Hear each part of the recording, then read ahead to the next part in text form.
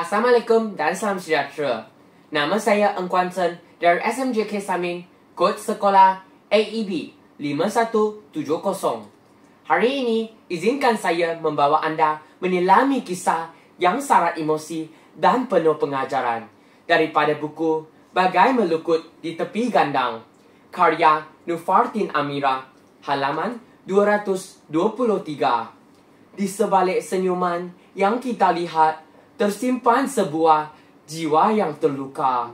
Di sebalik ketenangan wajah, tersembunyi tangkisan yang lama dipendam.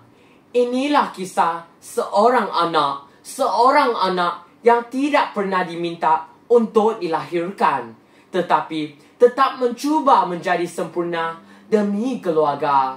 Setiap hari dimulakan dengan tanggungjawab memasak, mencuci, menjaga adik. Semuanya dilakukan tanpa rugutan, tanpa balasan kasih. Namun yang diterima hanyalah herdikan, kritikan, dan pandangan penuh kekecewaan. Adik disayangi, abang dibanggakan. Dia tidak dilihat, tidak dihargai, tidak dianggap.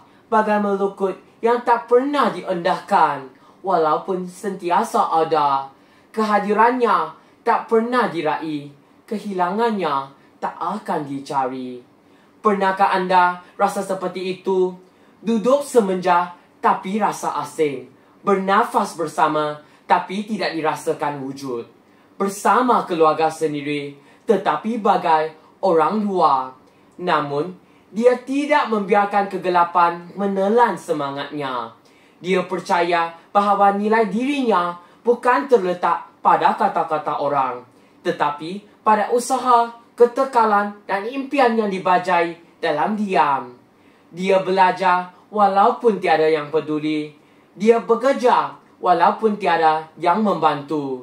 Dia berjuang demi membuktikan bahawa walaupun dirinya dipandang hina, dia tetap manusia yang punya harga. Dan akhirnya, dia Allah yang pertama menjejak kaki ke Menara Gading. Dia berdiri di atas pentas kejayaan dengan air mata yang bukan kerana sedih, tetapi kerana berjaya melangkaui sempadan yang pernah menggurungnya. Bagai melukut di tepi gandang bukan sekadar kisah remeh tentang nasib seorang anak. Ia adalah gambaran realiti yang berlaku di sekeliling kita. Betapa ramai insan yang tidak pernah diberi peluang untuk bersinar, hanya kerana kita buta menilai mereka. Saya Eng Kuan Chen mempersembahkan kisah ini agar kita belajar menghargai, mendengar dan memahami.